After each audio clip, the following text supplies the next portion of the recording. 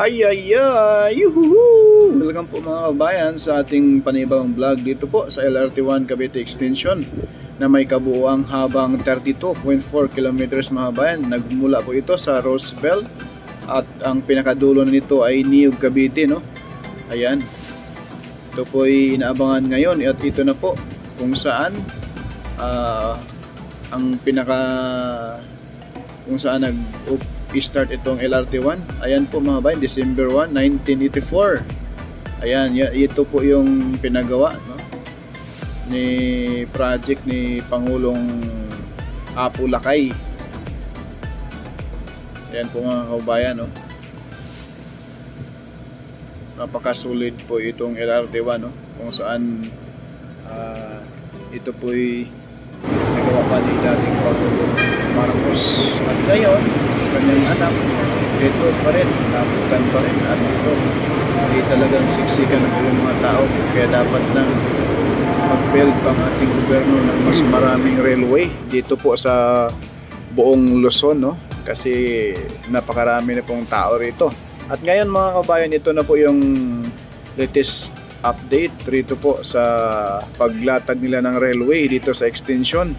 Itong area na ito ay nasa Dr. A. Santos na po tayo sa may Paranaque. At yan na po yung release, oh. Yung kulay orange na yan. At yung ayan po. At may mga kable na po ng power line itong LRT ngayon. At ito naman yung bubong na ito na nasilayan ninyo. Ito na po yung Dr. S. Santos Station na kung saan patapos na pa rin po yan mga bayan. Ang kulang na lamang dyan yung paglatag ng bubong mismo. May mga steel na rin po yung mismong bubong. Ayan po mga bayan, oh. Napakasulit po yan. Ayan. Lahat po yan may flooring na po yung taas. At may yun po yung nakita ka kaganina, yung mga pag-sit up ng railway, no, sa pinakataas niyan. Kaya napakalaking ginawa po ito.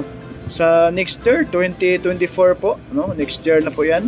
Itong station na ito, Dr. E. Santos hanggang Redemptor Station sa may tapat ng Baclaran Church, yan po ay operational na po yan sa year na 2024. Kaya next year ay magamit na po ito ng ating kababayan. At ngayon, napakaraming naghanap nitong kasunod ng itong tatlong station, yung Las Piñas, Zapote at Niog.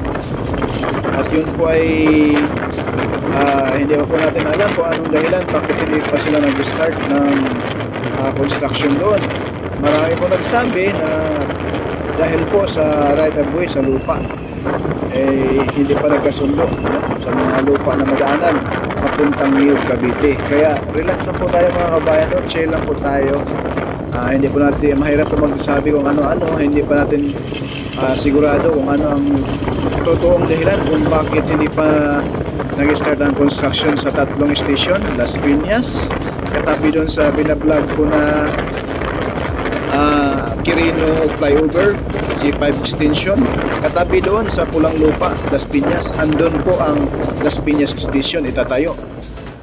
Ayan po, sa taas po mga bayan, masisilayan po natin yung naglalatag na rin po sila ng mga power line, no.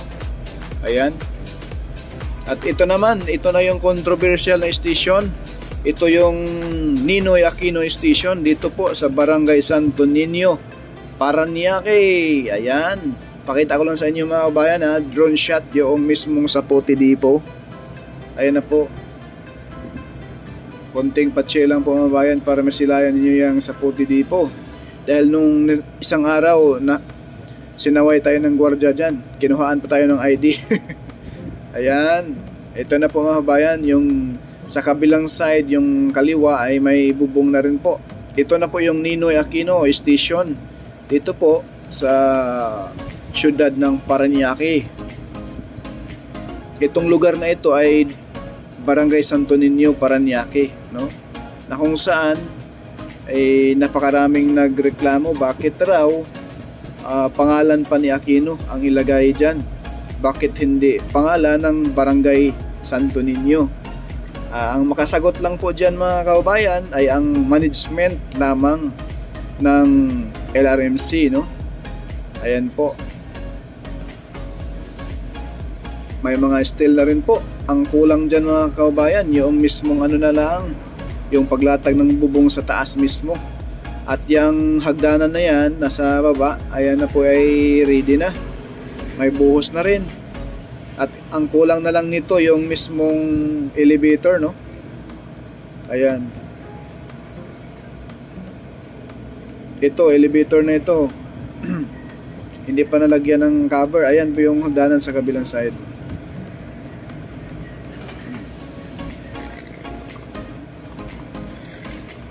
Napaganda tingnan, no? Maya-maya mga kababayan, atin pong puntahan yung mismong Asia World Station, no? Para masilayan naman ninyo yung latest update doon, no? Ayan, nilapitan natin itong hagdanan. Ay talagang buhos na lahat, formado na lahat mga kababayan. Kaya sa darating na 2024, asahan po natin na masakyan na po natin itong LRT at try natin mag-vlog dyan habang tayo ay nakasakay sa bagon na bago. Ang gaganda pa naman ng bagon mga kababayan, sobrang ganda. Ayan, no, paikot po dyan, papunta na yung LTO Paranaque. Ang nag-finance naman ito yung private company, no, yung LRMC. Yan, kahit sobrang init sa panahon ngayon mga kababayan, grabe. Puspusan pa rin po yung gawa dyan. Kawawa lamang yung mga construction worker natin, mga kababayan natin dyan, no? Kaya ingat-ingat po, no, sa mga kababayan natin ngayon na may mga matataas ang dugo. Ingat lang po, kailangan pong bago lumpas sa bahay may maintenance na iniinom pang alkontra sa paglapot sa dugo. Mahirap na atakin sa high blood. Yan po mga kababayan, sobrang ganda tingnan. Yan, lipat tayo rito sa, ito na po yung MIA Station dito po sa Pasay, no? Ayan, katulad po doon sa kabilang side sa Ninoy Aquino Station at mismong Dr. E. Santos Station, ang kulang na lamang po rito sa bubong ay yung mismong paglatag ng bubong mismo, no? Kasi may mga steel na rin po yan. Katulad dyan, yung tapat natin ay yung elevator na yan ay may ano na rin po, sarado na, no? Ayan. Ayan po yung hagdanan mismo, tapos na. Bubong na lamang talaga ang kulang dyan mga kababayan. At itong station naman po, yung MIA Station, hindi po kayo mamroblema dyan kapag kayo ay bumaba dyan. Bakit? Dahil dito sa kinatatayuan natin sa right side ay mayroon na rin po siyang footbridge, no? Patawid po sa mismong station. At idudugtong po yung footbridge na yan dyan mismo sa station. Kaya hindi mo na kailangan bumaba pa. Ayan, no? Yan na po yung MIA Station. Tapat lamang po ito doon sa na-demolish na Coastal Mall, no? Na ngayon ay wala na. Ayan, ito na po yung footbridge mga kababayan, sinasabi ko sa inyo na nakaabang na po papunta doon sa station. At ito patawid din po sa kabilang side sa Barangay Tambo. Ayan, Barangay Tambo po yung kabila na side. Sako po yan sa Paranaque. Ayan, no? May footbridge na yan, patawid na doon sa mismong station, MIA Station. Yan, dito tayo sa baba para makita naman ninyo yung napakagandang view, no? Ay, yuhuy! Yan, napakalaking good news po nito. Yung taga Paranaque, taga Niog Cavite, kaso yung tatlong station, Las Piñas, Zapote at Niog ay hindi pa nasimulan ang paggawa, no? Yun po yung hindi natin alam ano ang rason kung bakit hindi pa nila na umpisahan paggawa yung mga station na yon. ay yung tatlong station na lang na hindi pa nagawa, no? Papunta roon.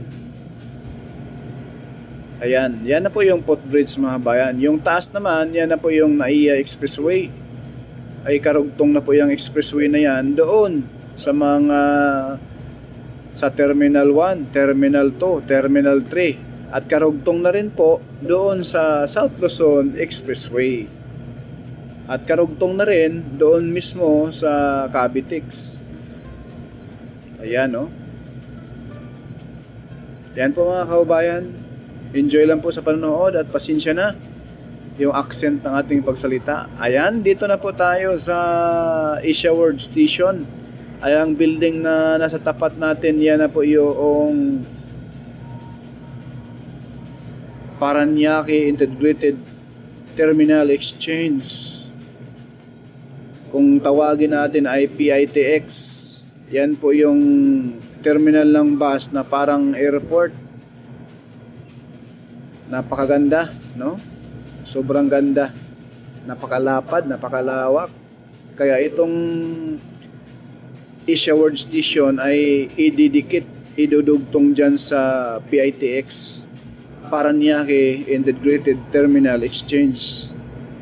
Ayan yan po yung taga-install ng kawad ng power line ng mismong LRT, no?